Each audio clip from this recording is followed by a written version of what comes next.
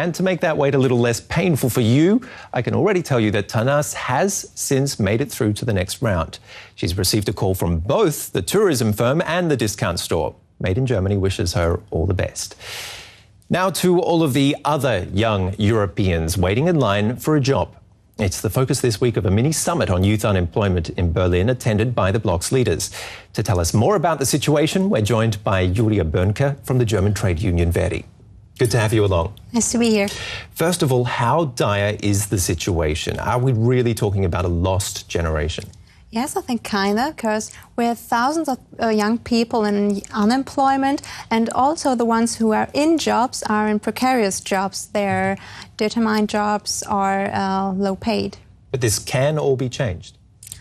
I hope so. I guess it would be need more investments and subsidies in the lender who are affected by the crisis. In the countries affected. Yeah, affected.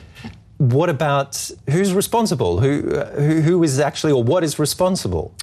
Well, I guess in this specific situation, it's the fiscal policy of the European Union plays a big role, because the countries can't invest in their economy, which also affects the market of vocational training places. Okay, well, let's bring up the latest figures for you. It doesn't get any worse than Greece, of course. If you take a look at the numbers, the rate there has hit almost 60%, which is staggering. Spain isn't all that far behind.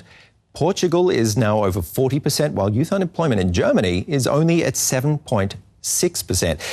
As we know, a lot of people are moving from the south to Germany for work. What sort of implications does this huge shift have? Well, I would say that it can't be very good for the economies for Spain or Greece, because if you take out a large number of good qualified people out of the economy, how can it get out of the crisis on its own? So the situation just gets worse somewhere else? Probably. What about vocational training? Is that providing a way out? Definitely, I think so. This is something that should be looked at.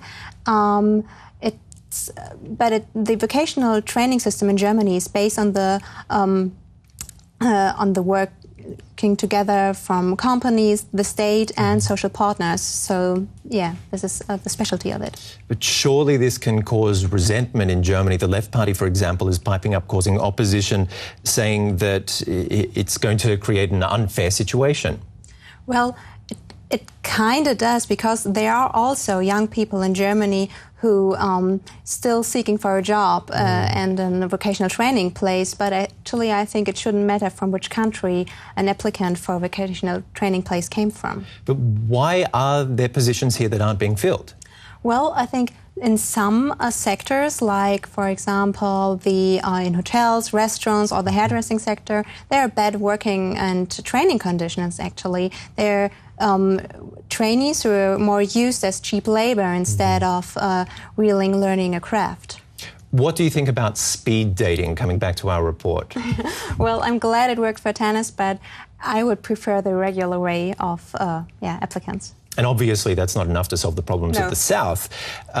Are major structural changes needed? Yes, definitely.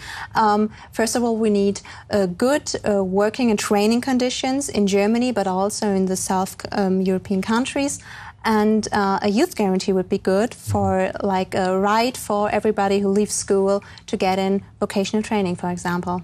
Julia Böhnke, thank you very much for the analysis. Thank you.